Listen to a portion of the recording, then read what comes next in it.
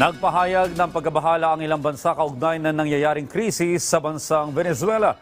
Ang buong detalye alamin mula kay Gab Villegas. Nagpahayag ng pagkabahala ang Pilipinas sa mga pangyayari sa bansang Venezuela matapos ang pagdakip ng Estados Unidos kay Venezuelan President Nicolas Maduro. Sa pahayag ng Department of Foreign Affairs, tinitignan rin ng Pilipinas ang magiging epekto nito sa kapayapaan at katatagan ng rehiyon, gayon din sa rules-based international order.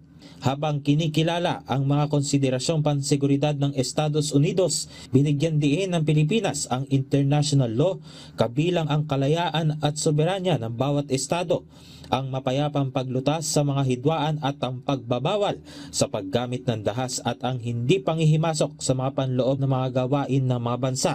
Nanawagan rin ang Pilipinas sa mga kinauukulang partido na igalang ang international law, kabilang na ang UN Charter, pigilan na lumala ang hidwaan, ibalik ang kapayapaan at kaayusan sa Venezuela at isulong ang kaligtasan at kapakanan ng lahat ng tao, kabilang na ang mga Pilipino na naninirahan sa Venezuela at mga karatig bansa.